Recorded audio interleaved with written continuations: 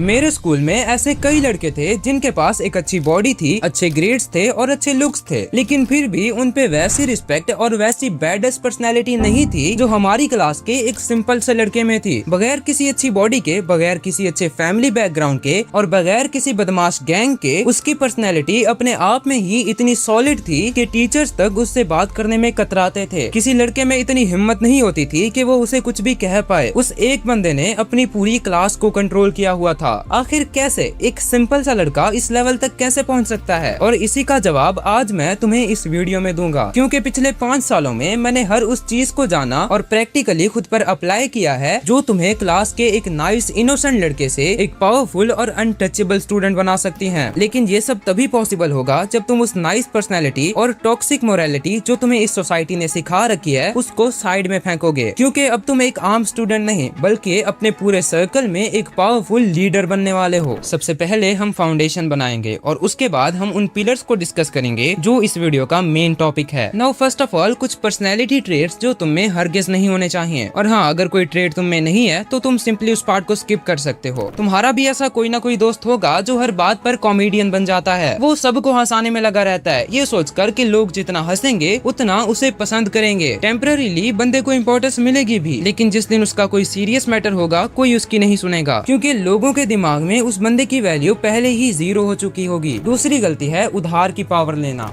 तुम्हारी क्लास में ऐसे बहुत से लड़के होंगे जिनकी सोच ये है कि अगर वो स्कूल के सबसे बदमाश ग्रुप के साथ घूमेंगे तो उन पे भी वही ऑरा आ जाएगा। समझ रहे हो ना, खुद की औकात बनाने के लिए दूसरों का सहारा लेना। लेकिन ये ऑरा कभी उसका होता ही नहीं है, वो उस ग्रुप का होता है जिसके साथ उसने टाइम स्पेंड किया होता है। जिस दिन वो लोग साथ नहीं होंगे इसकी सारी रिस्पेक्ट भी वहीं गायब हो जाएगी, क्योंकि इस बंदे ने खुद को कभी इस लायक बनाया ही नहीं होता कि इसको इम्पोर्टेंस दी जाए। और आखिरी गलती है सबको खुश रखने की कोशिश करना, हर किसी से एग्री कर जाना, अपना ओपिनियन तक बदल देना सिर्फ इसलिए ताकि सामने वाला नाराज ना हो जाए। और ये सबसे ज्यादा नुकसानदेह चीज है, क्योंकि जब तुम्हारी अपनी कोई वैल्यूज ही नहीं होती तो लोगों को समझ आ जाता है कि तुम बस उनसे वैलिडेशन चाहते हो, और बस वहीं से लोग तुम्हें अपने फायदे के लिए यूज करना शुरू कर देते हैं। मिस्टेक समझ ली। अब आता है वीडियो का सबसे important part, number 1, being straight forward. काफी सारे आ जाते हैं।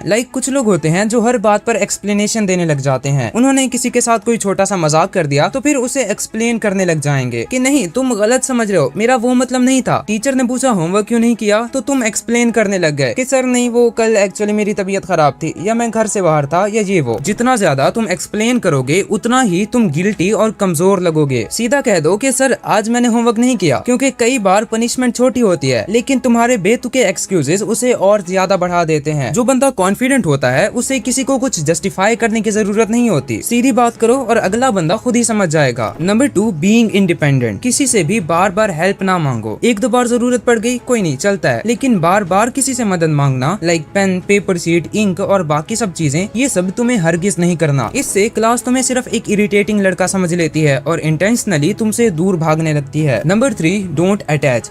किसी के साथ भी अटैच मत हो। हर फ्री पीरियड में अपने दोस्त के पास चले जाना, हर वक्त उससे बात करने का ट्राई करना ताकि तुम्हें लोनली फील ना हो। और ये तब सही हो सकता है जब अगला बंदा भी सेम रिएक्शन दे रहा हो। लेकिन अगर तुम्हें पता चल रहा है कि सामने वाला तुम्हें वो वैल्यू नहीं दे रहा जो तुम उसे दे रहे हो, या फिर वो तुमसे तंग है, तो मेरे दोस्त तुम्हें वहीं से पलट जाना चाहिए। तुम वहाँ बस अपनी बेइज्जती करवा रहे हो और कुछ नहीं। Don't chase someone, don't struggle making someone your friend, just be yourself and enjoy being yourself. लोग खुद तुम्हारे पास आएंगे और खुद तुमसे बात करना चाहेंगे। Number 4, have a unique personality. ये पॉइंट अभी तक का सबसे इम्पोर्टेंट पॉइंट है। अपनी एक ऐसी पर्सनैलिटी बनाओ कि लोग तुम्हें क्लास का मेन कैरेक्टर मानने पर मजबूर हो जाएं। सभी क्लासमेट्स को अपनी साइड करो, कमजोर और शरीफ लड़कों के साथ खुलकर बात करो, उन्हें इंपॉर्टेंस फील करवाओ और वो तुम्हारी साइड में आ जाएंगे। टॉपर्स को कोई स्पेशल बंदे की तरह ट्रीट मत करो, उनसे कॉन्फिडेंटली और नॉर्मल लोगों की तरह बात करो। बुलीज को अपने साथ करो, उनको कभी जानबूझकर अपने अगेंस्ट मत करो। तुम्हारी एक स्टोरी, एक मकाम होना चाहिए, like the main character of classroom. Teacher के सामने डरो मत, कॉन्फिडेंटली स्ट्रेट फॉरवर्ड आंसर दो, उनसे फ्रेंडली जोक्स करो, उन्हें एक फ्रेंडली टीचर की तरह ट्रीट करो। डरना तुम्हें किसी से भी नहीं है, बट रिस्पेक्ट देना भी नहीं भूलना। Number 5, mind your own business. Class में कई बार ऐसी सिचुएशन बनती होगी जब 2 लोग या 2 ग्रुप्स आपस में लड़ पड़ते होंगे। तुम में से कोई होगा जो किसी एक की साइड लेकर मैदान में उतर जाता हो बगैर किसी इन्विटेशन के। कोई होगा जो दोनों तरफ की आग को मजीद भड़का रहा होगा, एक की बात दूसरे को और दूसरे की पहले को करके। कोई होगा जो अपने 3-4 दोस्तों के साथ ये सब ड्रामा एंजॉय कर रहा होगा। अभी कमेंट में जाओ और बिल्कुल सच बताओ कि इस टाइम तुम क्या करते हो। अब ये बताओ कि ये सब करके क्या तुम्हारी रिस्पेक्ट या कहें ऑरा क्या बढ़ता है या मजीद कम हो जाता है। देखो एक मर्द जो होता है ना, वो ऐसी सिचुएशन में कभी ऐसी बचकानी हरकतें नहीं करेगा। उसके पास दो ऑप्शंस होंगे। अगर तो लड़ाई करने वाले दोनों लड़के बदमाश हैं, मतलब दोनों पागल हर वक्त लड़ते रहते हैं, तो वो खामोश बैठा अपना काम करता रहेगा। लेकिन अगर उसके सामने एक लड़का किसी इनोसेंट को मार रहा है तो वो हरगिज चुप नहीं बैठेगा, पहले उसे वार्निंग देगा। लेकिन अगर सामने वाला ढीठ है और फिर भी नहीं मान रहा तो उसको उसी की जबान में समझाएगा। समझ रहे हो ना मैं क्या कह रहा हूँ। लेकिन ऐसे ही नहीं, इसके लिए तुम्हें एक बहुत ही इंपॉर्टेंट रिक्वायरमेंट को फुलफिल करना होगा, जिसकी हम वीडियो में आगे बात करेंगे। The whole point of this thing is कभी भी जस्ट एंजॉयमेंट के लिए अपना स्टेटस दाव पर मत लगाओ। तुम्हारा काम है क्लास को लीड करना, डोमिनेंट होना है, तो ऐसी बचकानी हरकतों से बचना भी तुम्हारी जिम्मेदारी होनी चाहिए। Number 6, show them their place. ये पॉइंट काफी इंटरेस्टिंग है। अगर कोई बंदा तुमसे बदतमीजी करे, तुम्हें बुली करने की कोशिश करे या तुमसे फाइट करना चाहे, तो उस वक्त तुम्हारी रिस्पॉन्सिबिलिटी क्या होनी चाहिए। देखो यहाँ पर मैं काफी सोच समझ कर तुम्हें गाइड करूंगा। यूट्यूब पर काफी ऐसे क्रिएटर्स होंगे जो कहेंगे कि इग्नोर करो, फाइट में दोनों का ही नुकसान है, सिचुएशन से एस्केप करो। ब्रो तुम कह क्या रहे हो? अगर हम थोड़ा सा भी रियलिस्टिक लेवल पर सोचें तो ये बातें आजकल के दौर में अप्लाई ही नहीं होती। ये किसी मूवी की स्टोरी नहीं चल रही। इनफैक्ट इतनी ढील तो मूवीज में भी नहीं होती। इसीलिए ऐसी झूठी उम्मीदें बिल्कुल ना लगाया करो। तो अब मैं तुम्हें सिर्फ एक सॉल्यूशन दूंगा और मेरी नजर में 90% सिचुएशंस में उसके अलावा कोई हल निकल ही नहीं सकता। देखो तुम खुद मुझे बताओ, कोई बंदा अगर तुमसे लड़ रहा है और तुम उसे इग्नोर करके वहाँ से चले गए, तो क्या वो वहीं पर बैठा तुम्हें देखता रहेगा? मैं अपने एक्सपीरियंस से बताऊं तो नहीं, वो ऐसा हरगिज नहीं करेगा। वो तुम्हें चेस करेगा, दूसरों को कहेगा कि ये देखो डरपोक भाग कैसे रहा है, और हाई चांसेस हैं कि वो पहले से ज्यादा गुस्सा हो जाए कि तुमने उसे इग्नोर करने की हिम्मत कैसे की। तुम्हें ना ही भगोड़ा बनना है और ना ही ओवर कॉन्फिडेंट होना है। बैलेंस मेंटेन करना है तुम्हें। लेकिन हाँ, एक चीज जिसमें मैं तुम्हें फाइट बैक करने का नहीं कहूंगा, कभी भी किसी सिरफिरे लड़के से फाइट मत करना। इन लोगों का कोई भरोसा नहीं होता, कभी भी कहीं पर भी मार सकते हैं। जैसे मेरे स्कूल में एक ऐसा ही लड़का था, उसने एक नोकीले पत्थर से सामने वाले को मार मार कर उसके सर में सुराख कर दिए थे और उसी वक्त उसको हॉस्पिटल ले जाना पड़ा था। तो तुम तो समझ ही जाओ कि तुम्हारे साथ क्या क्या हो सकता है। इसी तरह ऐसी सिचुएशन जब कोई बंदा तुम्हें प्रोवोक करे और तुम जानते हो कि वो बंदा अकेला नहीं है, उसके पीछे पूरी की पूरी गैंग है जो उसको सपोर्ट करती है, तो भलाई इसी में है कि फाइट बैक मत करो। क्योंकि एक बार मेरे स्कूल में भी यही चीज हुई थी। एक लड़का काफी बदमाश था, स्कूल में कोई बंदा भी उसे अकेले फाइट नहीं कर सकता था, लेकिन उसने कर दी एक गलती। उसने एक ऐसे बंदे से पंगा ले लिया जिसके पास 10-12 दोस्त थे और सबके सब बदमाश टाइप लड़के थे। और फिर स्कूल के बाद जो उसका हाल किया ना उन्होंने, लिटरली 10 बंदों ने मिलकर उस एक बंदे को इतना मारा कि बेचारा ट्रॉमा में चला गया। इसीलिए कह रहा हूँ कि ऐसे सिरफिरे लोगों से जितना दूर रहो उतना बेस्ट है। लेकिन बुज़दिल भी मत बनो, डरपोक बन के बैठे मत रहो। खुद को इस काबिल बनाओ कि सामने चाहे 10 लोग भी हो, फिर भी उनमें हिम्मत ना हो कि तुम्हें हाथ भी लगा पाए। और इसके लिए मेरे 2 सबसे बेस्ट रूल्स हैं जो हर सिचुएशन में वर्क करते हैं। इसीलिए बिल्कुल ध्यान से सुनो और आज से ही उन पर काम करना स्टार्ट कर दो। नंबर 1, अपना एक स्ट्रॉन्ग फ्रेंड सर्कल बनाना। लोग तब तक तुम्हें एक लीडर नहीं मानेंगे, तब तक तुमसे डरेंगे नहीं जब तक तुम अकेले हो। एक तो बंदे को तो हैंडल कर लोगे, लेकिन जब सामने 10 लड़के होंगे तब क्या करोगे? इसीलिए अपने आसपास ऐसे फ्रेंड्स बनाओ जो तुम्हारी स्ट्रेंथ का सिंबल हो, जो हर वक्त तुम्हें सपोर्ट करें और तुम्हारी हेल्प करने के लिए रेडी रहें। कम से कम 2 लोग तो ऐसे होने चाहिए ना तुम्हारे पास। लेकिन अब मेरे एक सवाल का जवाब दो, अगर तुम क्लास के सबसे स्ट्रॉन्गेस्ट स्टूडेंट हो तो क्या तुम एक ऐसे लड़के को दोस्त बनाओगे जो दिखने में पतला सा है, ना उसे फाइट करनी आती है, ना ही उसकी कम्युनिकेशन स्किल्स अच्छी हैं और ना ही उसमें कोई स्पेशल बात है? नहीं करोगे ना। तो फिर खुद को भी एक बार उसी तराजू पे रख के सोचो, क्या तुम अभी इस काबिल हो कि तुम्हें कोई डोमिनेंट लड़का अपना फ्रेंड बनाए? अगर हो तो बहुत अच्छा है, लेकिन अगर नहीं हो तो सेकंड रूल तुम्हारे लिए ही है। Number 2, become something. अपने आप पर वर्क करो, मार्शल आर्ट सीखो, एक डिसेंट फिजिक बनाओ। एटलीस्ट इतना फाइट का एक्सपीरियंस तो होना चाहिए कि अगर सामने कम से कम 2 बंदे भी हों तो उन्हें इजीली हैंडल कर पाओ। कम से कम इतने डेंजरस तो बन जाओ कि एटलीस्ट क्लास में ही किसी की हिम्मत ना हो तुमसे पंगा लेने की। अब ये सब तो तुमने समझ लिया, बट अभी भी बहुत सी चीजें ऐसी हैं जिनको तुम इग्नोर कर रहे हो। और ऑनेस्टली मैंने काफी सारी चीजें इस वीडियो में नहीं बताई, लाइक क्लास के डोमिनेंट लड़कों को अपना दोस्त कैसे बनाएं, पूरी क्लास का सबसे कूल और रिस्पेक्टेड स्टूडेंट कैसे बने, एंड और भी बहुत कुछ। इन सबको मैंने सेपरेट वीडियो में फुल डिटेल के साथ कवर किया है। तुम में से काफी बंदों ने देख रखी होगी, लेकिन अगर नहीं देखी तो तुम यहाँ पर क्लिक करके भी देख सकते हो। मैं तुमसे वहीं मिलता हूँ।